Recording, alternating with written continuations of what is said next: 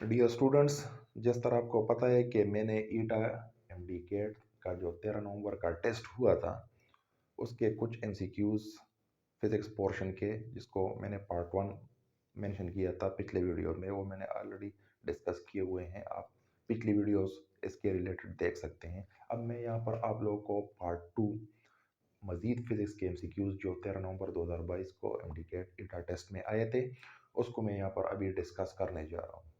इसके बाद मैं मज़ीद एमसीक्यूज़ भी अपलोड करूँगा अपने नेक्स्ट वीडियो में, सो बी इन टच। 90 नंबर एमसीक्यू में हमें बताया जा रहा है what is an appropriate statement for step up transformer. Question में आप लोगों को बता रहे हैं कि स्टेप अप ट्रांसफार्मर के लिए कौन सी condition A B C D option में सही नहीं है। इसका मतलब है कि 3 ऑप्शन सही हैं और एक ऑप्शन जो चौथा ऑप्शन है वो गलत वहाँ पर दिया गया है। तो ये आप लोगों को बता रहे हैं कि वो गलत वाला ऑप्शन कौन सा है। तो उसमें गलत वाला ऑप्शन सी है, heat is never produce in step up transformer.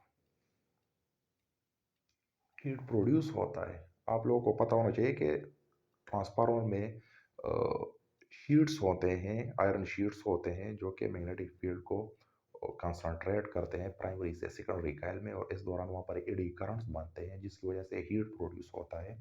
तो हीट तो प्रोड्यूस होता है ट्रांसफार्मर में, इसी वजह से हीट इज नेवर प्रोड्यूस ये स्टेटमेंट गलत है।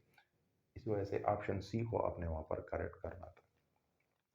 Next, resistance of two conductors each of resistance R is connected in series. So final resistance becomes what? अगर दो रेजिस्टर्स आपस में सीरीज में कनेक्टेड हों तो उसका इक्विवेलेंट रेजिस्टेंस क्या होगा। इसका मतलब है कि एक रेजिस्टेंस है, ये दूसरा है R1 R2। तो आप लोगों को पता है कि टोटल रेजिस्टेंस हमारे पास होगा, अगर एक का रेजिस्टेंस भी R है और दूसरे का भी R है तो दोनों को ऐड करेंगे 2R आएगा। तो वो ऑप्शन जिसमें वहाँ पर 2R गिवन था वो सही था।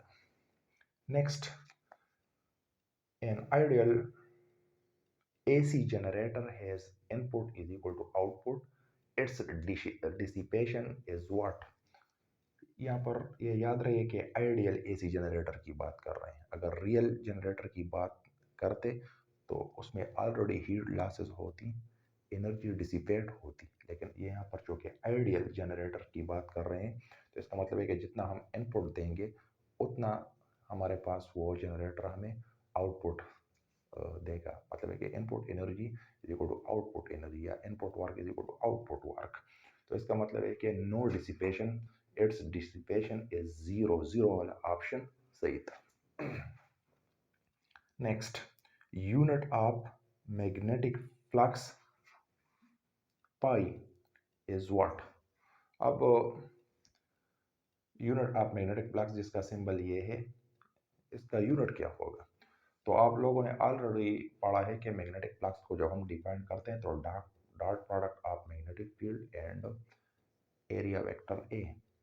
तो यहाँ पर जो कि जब हम फ्लक्स यूनिट निकालते हैं तो उसे हम वेबर कहते हैं, और वेबर बराबर होता है tesla into meter square R B, जो कि हमारे पास इसका यूनिट टेस्ला है, और टेस्ला बराबर होता है न्यूटन पर मीटर पर एम्पेयर, और एरिया का यूनिट मीटर स्क्वायर है। तो बेसिस आर सेम, वह 1 मीटर एम लग जाएगा और 2 से 1 माइनस होगा, 2 माइनस 1 बिकम्स एम पावर 1, और न्यूटन पर एम्पेयर उसके साथ आएगा। तो इसका मतलब है कि ऑप्शन में Newton per ampere into metre ये वाला ऑप्शन सही था। So this is the correct option in the given options. Next, AC generator stops suddenly when what? Correct option हमारे पास क्या होगा, जब AC जनरेटर हमारे पास रोटेट, उसका कॉइल रोटेट कर रहा है तो ऐसा कौन सा कंडीशन है जिसमें वो स्टॉप होगा। उसका मतलब है कि रोटेशन वो स्टॉप करेगा। तो जो क्या लोगों को पता है कि जनरेटर जब हमें बिजली जनरेट करता है, ये बिजली देता है, तो इलेक्ट्रिसिटी जनरेशन के दौरान वहाँ पर बैक EMF भी प्रोड्यूस होता है। तो अगर ऐसी कंडीशन बनी कि बैक टार्क जो वहाँ पर लग रहा है वो एक्सटर्नल टार्क से ज़्यादा हो तो फिर जनरेटर ये मतलब है कि वर्क नहीं करेगा या स्टॉप हो जाएगा। Next, output current of half wave rectifier is unidirectional. Option कौन सा सही होगा? यूनिडायरेक्शनल, क्योंकि आप लोगों को पता है कि आउटपुट करंट हमारे पास एक रेक्टिफायर में जो आउटपुट सिग्नल हमें मिलता है वो बिल्कुल एक स्ट्रेट लाइन हमारे पास इस तरह का होता है। There is no alternation in that current because it is unidirectional current, and for rectification purpose we use diode. So diode हमें unidirectional current देता है जिसको हम as a rectifier भी use करते हैं। unidirectional mean one directional current, हमें half wave rectifier में ये मिलता है। तो C option is correct. Next, resistance of full wave rectifier is what? एक हाफ वेव रेक्टिफायर होता है, एक फुल वेव रेक्टिफायर होता है। फुल वेव रेक्टिफायर का जो रेजिस्टेंस है वो ज़्यादा होगा हाफ वेव रेक्टिफायर के रेजिस्टेंस से। So more than half wave rectifier, resistance of full wave rectifier is more than half wave rectifier. So ये वाला ऑप्शन आप लोगों के पास करेक्ट होगा। Next, an electron have maximum kinetic energy when it has what? तो आप लोगों को पता है कि बेसिकली वेवलेंथ हमारे पास बराबर होता है lambda is equal to H by M V और एच बाई पी। अब पी हमें हमारे पास फर्दर बराबर है 2m/ke, मतलब है कि 2 multiplied by M multiplied by kinetic energy. अब यहाँ पर अगर हम देखें तो lambda inversely proportional to square root of kinetic energy. इसका मतलब है कि काइनेटिक एनर्जी ज़्यादा होगी अगर वेवलेंथ शॉर्टर होगी। तो इसमें वो ऑप्शन सी होगा जिसमें हमारे पास शॉर्टर वेवलेंथ की बात कर रहे हैं। तो कौन सा ऑप्शन सही है? B option, shorter wavelength. Shorter the wavelength, greater will be the kinetic energy of electron. So this option is correct. When AC is converted to DC, this is called rectification.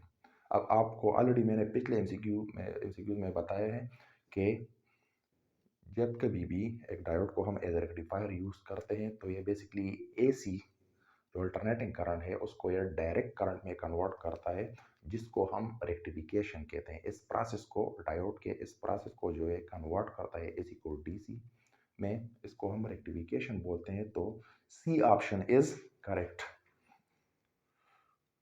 Next 99 number, in pair annihilation two protons travel in opposite direction.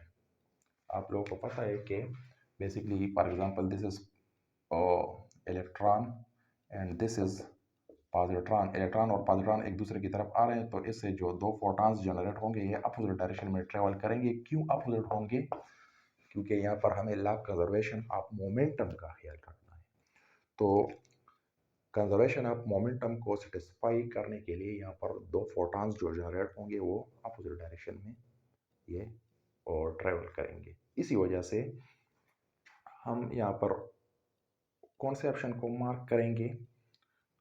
In pair inhalation, two photons travel in opposite direction because of option B is correct, which is conservation of momentum. Last MCQ. Warm-blooded animals emit which kind of radiations or which kind of light? Infrared. आप लोगों को पता है कि infrared को हम heat radiations भी बोलते हैं। अभी भी हमारे बदन से, अगर मैं अपनी बदन की स्किन की बात कर लूँ तो अभी भी हमसे इंफ्रारेड रेडिएशंस ये एमिट हो रहे हैं कि इसको हम, क्योंकि इसको हम हीट रेडिएशंस कहते हैं। ये भी मतलब है कि जो भी चीज़ मतलब है कि ये एक स्पेसिफिक टेम्परेचर पर होती है तो उससे, फॉर एग्जांपल रूम टेम्परेचर पर है या इससे ज़्यादा है तो उससे उस वक्त भी इंफ्रारेड रेडिएशंस ये एमिट होते हैं। तो वार्म ब्लडेड एनिमल से इंफ्रारेड रेडिएशंस ये एमिट होते हैं। तो इसमें कौन सा ऑप्शन सही है? इंफ्रारेड। अच्छा, इसके बाद में मज़ीद वीडियोस भी एमसीक्यूज़ के रिलेटेड जो 13 नवंबर 2022 को आए थे उसके रिलेटेड में फिजिक्स का एक अनदर पार्ट, उसके बाद हो सकता है अनदर पार्ट भी अपलोड कर लूँ जो एमसीक्यूज़ आए थे। तो इसी वजह से आप लोग इन टच रहें मेरे इस चैनल के साथ, इसको सब्सक्राइब कर लें और आने वाले वीडियोस को जिसमें हम नेचर के रिलेटेड, हिस्ट्री के रिलेटेड और फिजिक्स के रिलेटेड लेक्चर अपलोड करेंगे और एमसीक्यूज़ पर भी बात करेंगे। तो आप मेरे पास रहिए। Thanks for your time.